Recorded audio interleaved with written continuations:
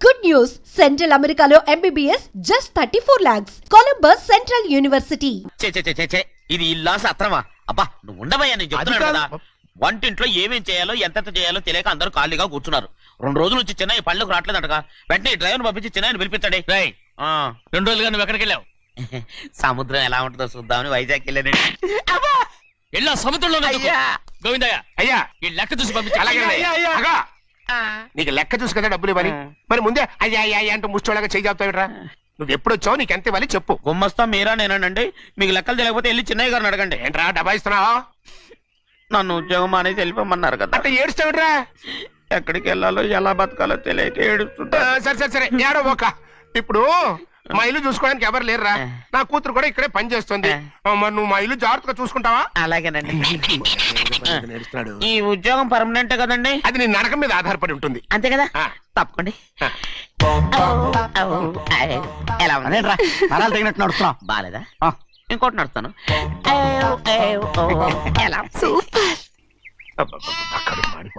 ఏంటి నాన్న బాగా ఆకలేస్తుందా? అవునమ్మా, ఇడ్లీ దమ్మని ఆ బస్సు గాని పంపించి 2 గంటలైంది. అప్పటికి ఆలస్యం అవుతామని నా బండి కూడా ఇచ్చి పంపించా. వచ్చేసా. సంతోషించాం. ఏంట్రా ఇంత ఆలస్యంగా చచ్చావు? మరి నేను నడిపించకరావద్దేంటి? అదే నేనైతే లగెత్తుకెళ్ళి లగెత్తుకు వచ్చేసేవాడిని. అంటే ఈ బండి నడపడం నీ చేత కదా? మరి ఎందుకు తీసుకెళ్ళట్టు? ఏమో మీరు తీసుకెళ్ళమన్నారు, కర్మ తీసుకెళ్ళాను. కర్మ. సర్లే ఆకలి చచ్చేట్టుగా ఉన్నా. ఇడ్లీలు ఎక్కడా? అదిగో మూటలో వచ్చేస్తున్నాయి. నోట్లో ఇడ్లీలు రావటం ఏంట్రా? ఒరే ఈయన నంబర్లే గానీ మూట దింపి ఇప్పి చూపించండి. అట్టగానండి. ఇన్ని ఇడ్లీలు తెచ్చావిడ్రా? మరి 494 రూపాయలకు ఆ మాత్రం ఇడ్లీలు రావేంటి? 494 రూపాయలకి ఇడ్లీలా? మరి అదే చెప్పడమే చెప్పేస్తారు, ఆ తర్వాత మర్చిపోతారు. మనీ నాగమణి. నాగమ్మండి ఏంటండి? ఏంటంట? అప్పుడు మీ నాన్న నాతో ఏం చెప్పాడు? ఉండండి ఆలోచించుకుని చెప్తాను. ఏంటమ్మా ఫ్లాష్ బ్యాక్ వెళ్తున్నావా? అవును. బాబా ఆకలేస్తుందిరా. రామస్వామి హోటల్కి వెళ్ళి కాస్త తెచ్చిపెట్టు. నాకు కూడా ఆకలిస్తుందండి. నువ్వేదైనా తిని నాకు మాత్రం ఒట్టి ఇడ్లీ పడరా. ఇదిగో ఈ నోటు ఎంతో తెలుసా? నేనేమన్నా తెలివి తక్కువ అనుకున్నారా? 500 నోటు. అబ్బో నువ్వే దీన్ని అచ్చుకుతున్నట్టుగా మాట్లాడుతున్నావే. చాలా ఆకలేస్తున్నాయి. బండి వేసుకెళ్ళి తొందర తీసుకురాపో. ఇదండి జరిగింది. చిల్లర లేదు కదా అని 500 రూపాయలు నోటు ఇచ్చి పంపిస్తే మొత్తం ఇడ్లీలు పట్టుకొస్తా ఉంటా. నీ నోట్స్ చెప్పు. వద్దు ఆకలేసేస్తుందమ్మా. చట్నీ సాంబార్ ఇదిరా? ఇచ్చాడండి. ఇది నేనే వద్దన్నానండి. ఎందుకని? మరి అదే మళ్ళీ మర్చిపోయారు. నాగమణి మీ నాన్న నాతో ఏం చెప్పాడు? అయ్యో అయ్యో చట్నీ సాంబార్లని ఎన్నిసార్లు ఫ్లాష్ బ్యాక్ వెళ్తారా? తిని నాకు మాత్రం ఉట్టి ఇడ్లీ పడరా. ఇదిగో ఆయనకు అర్థమయ్యట్టు మళ్ళీ చెప్పు. నాకు మాత్రం ఒట్టి ఇడ్లీ పడరా. అయ్యో నువ్వు నా కంటి ముందు చెప్పు. ఆయనతో పాటు నేను బయటకు వెళ్ళిపోతాను. ఎందుకంటే ఆయన నేను మీ దిక్కుమాలిన ప్రేమ కథ వినే ఓపిక ఎవ్వరికి లేదమ్మా. అయినా నువ్వు అనేదేముందిలే, అతను లేకుండా నేను బతకలేను అంటావు అంతే కదా? అయితే ఒక కండిషన్ రా. ఏంటి? నువ్వు చాలా తెలియగలవాడవని ఈ ప్రపంచానికి, నీ ముఖానికి ప్రపంచం దాకా ఎందుకు గాని ఈ ఊళ్ళో నిరూపించుకో. నా కూతురు నీకు ఇచ్చి పెళ్లి చేస్తా. వాకే వెరీ వీచి. అయితే నువ్వు ఇంటి బయటికెళ్ళరా. బయటకెళ్ళరా. ఏమైందిరా అంతరాట పరిగెత్తున్నారు? ఉండవా ఏమయ్యా? ఏంటి అంతరాట పరిగెత్తున్నారు? నువ్వు నాకు అగనిస్ట్ పార్టీ. నేను నీకు చచ్చినా చెప్పకూడదు. అయినా వయసులో పెద్దవాడు అడుగుతున్నావు కాబట్టి చెప్తున్నాను. మన బసవాడు లేడు పండుతున్నాడంట. అగా బసవాడు ఏంటి? కొండ ఎత్తడం ఏంటి? ఎగతాళిగా ఉందా? నేను ఎగతాళి చేయడం కాదండి, ఊరంతా పరిగెడుతున్నారు. పైగా 10 రూపాయలు టికెట్ అంట. బసవాడు కొండ తీసుకెళ్ళి చూపిస్తాను. నా కూతురు రా. ప్రశాంతంగా ఉండండి, ప్రశాంతంగా ఉండండి. ఆంజనేయ స్వామికి పండగ కాలే బాగా ఒళ్ళు పట్టంటారా.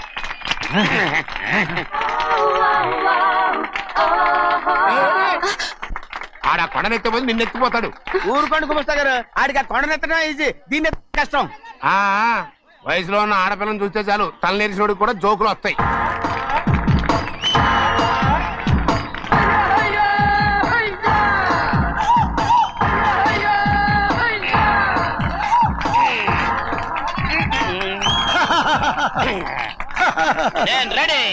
ఏంట్రా రెడీ? కొండనెత్తు. ఓ 50 మందిని పిలవండి. ఎందుకు? ఆ కొండను తెచ్చి నా చేతుల మీద పెట్టడానికి. అప్పటి నుంచి నేను చెబుతూనే ఉన్నా ఇది ఫిట్టింగ్ ఏదో పెడతాడు అని. ఒక్కడనా నా మాట విన్నారా? ఊరుకోవా, నీ కూతురని మాటలేదు మేమే వింటాం. ఇది ఒక పిచ్చి కొయ్యి. ఏంటి 50 మంది వల్ల కాదా? అయితే ఊరు మొత్తం వచ్చి ఆ కొండను తెచ్చి నా చేతుల మీద పెట్టండి, అప్పుడు నేను ఒక్కనే ఎత్తుతాను.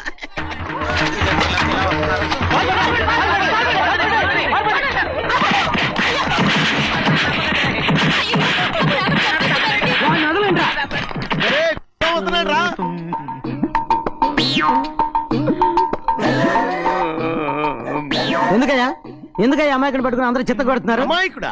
వీడా? అవును. స్వామి స్వామి మా వారిని రక్షించినందుకు చాలా థ్యాంక్స్ అండి. ఇలారా ఏ స్కూల్లో చదువుతున్నారా? Co education. అదే కరెక్ట్. Correct correct correct.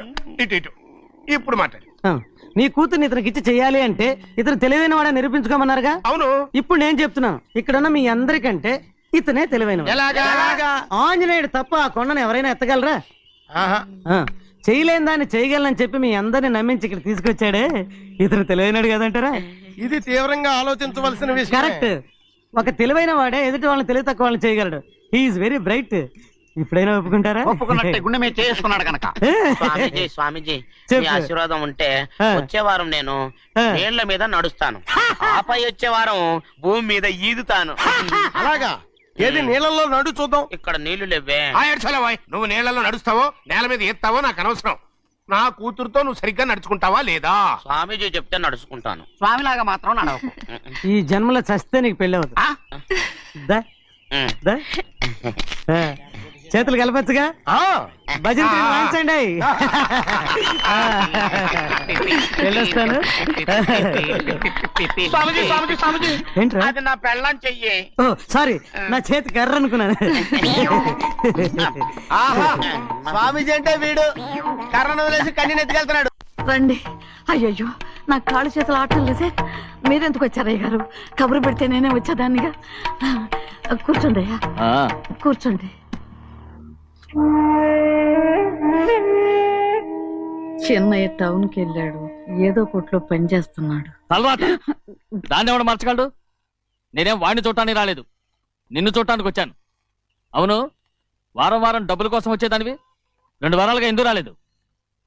అయినా నా బాధ్యత నేను చెయ్యాలిగా. ఇదిగో తీసుకో. డబ్బొద్దండి. నీ మనవడిని నేను ఇంట్లోంచి తరిమేశాను వద్దంటున్నావా? ఇది నీ మనవడి కోసం కాదు, నీ కొడుకు కోసం నేను చెయ్యాల్సిన బాధ్యత. ఆనాడు ఊరంతా నా బిడ్డ తప్పు చేశాడన్నా, మీ మనసుకి మాత్రం తప్పు చేశాడనిపించలేదు. ఈ రోజు నా మనవడు కూడా ఏ తప్పు చేయలేదు. ఆ విషయం మీరు తెలుసుకుని వాడిని ఏ రోజు పనిలోకి రమ్మంటారో ఆ రోజే డబ్బు తీసుకుంటాను. నీ మనవడు చేసింది నేను కళ్ళారా చూశాను. దాని గురించి మాట్లాడాలంటే నాకే అసహ్యంగా ఉంది. డబ్బు తీసుకుంటావా లేదా? వద్దు బాబు. ఈ రోషమైన నాలో నేను చూస్తాను.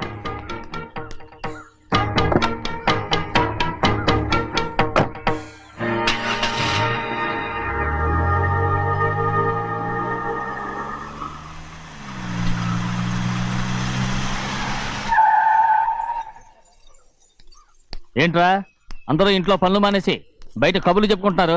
పెద్దమ్మాయి గారు అల్లుడు గారు మన ఇంటికి వచ్చారండి. వాళ్ళతో పాటు బంధువులు కూడా తీసుకొచ్చారండి, అందుకే మేమేం అనలేకపోయామండి. తాంబూలాలు కూడా పట్టుకొచ్చారండి.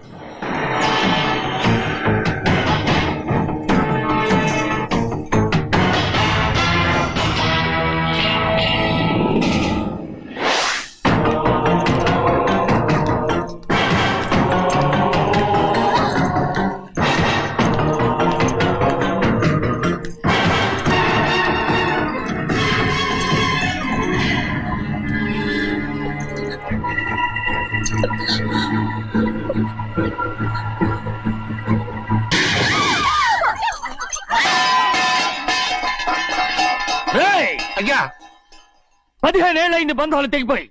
ఎంత ధైర్యం ఉంటే మళ్ళీ ఈ ఇంట్లో అడుగు పెడతారు? ఎవరు రాయి గాడిదల్ని లోపల రానిచ్చింది? ముందు వీళ్ళందరినీ మెడబెట్టి బయటికి గెట్టేయండి. నేనే వాళ్ళని రమ్మన్నాను. ఎందుకు రమ్మన్నావు? నా పెళ్లి గురించి మాట్లాడడానికి. నీ పెళ్లి గురించి మాట్లాడటానికి వాళ్ళెవరు? నా తోడ పుట్టింది మీ కన్న కూతురు. దాని మెడలో తాళి పండే రోజునే ఆ వర్షం మారిపోయింది. తాళి కట్టించుకుని వేరే ఇంటికి వెళ్ళినంత మాత్రాన మీ కూతురు కాకుండా పోతుందా? ఈ విత్తనవాదం వద్దు. రమ్మని చెప్పి నువ్వే వాళ్ళని పంపని చెప్పు. అంత కాని పని మేమేం చేశాం బావా? ఇంకోసారి బాగా అంటే మర్యాద తక్కదు. మీ చిన్న కూతురు పరుగు పోయినప్పుడు ఏమైందో ఈ మర్యాద? అది నా సొంత విషయం రా. నాకు సొంత విషయమే. ఏంటో నీ సొంత విషయం? అక్కడ నిలబడిందే అది నా అక్క కూతురు. చేసుకునే హక్కు నాకుంది, అందుకే పిల్లని అడగడానికి వచ్చాం. చెప్పు తీసుకొడతాను. మీ అక్క పోయిన రోజునే అబద్ధాలు అయిపోయాయి. నా కూతుర్ని ఎవరికి కట్టబెట్టాలో నాకు బాగా తెలుసు. కానీ నా పెళ్లికి నా ఇష్టం కూడా ఉండాలి నాన్న. ఓహో, వీడిని ఇష్టపడ్డావన్నమాట పెళ్లి చేసుకోవటానికి. కాదు, తల్లి ప్రేమకి ఎలాగో నోచుకోలేకపోయాను.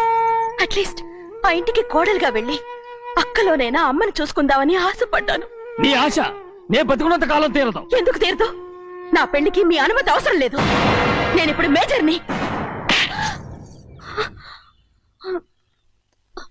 ఎవరితో మాట్లాడుతున్నావే? ఆయన మనకు జన్మనిచ్చిన తండ్రి.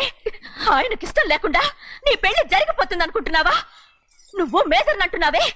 ఇంతవరకు నిన్ను చదివించి పెద్దదాన్ని చేసింది ఎవరు? విదేశాల్లో చదివినంత మాత్రాన నోటికొచ్చినట్టు మాట్లాడతావా?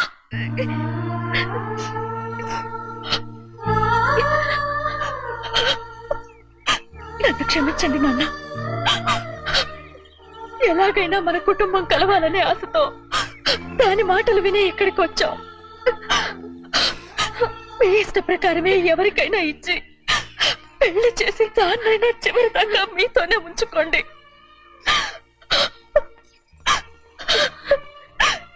వెళ్ళొస్తానన్నా. ఎందుకు వదినా వెళ్ళొస్తామని చెప్తున్నావు? ఈ జన్మలో ఇక్కడికి రాలేమని తెలిపోయింది కదా, వెళ్తామని చెప్పు.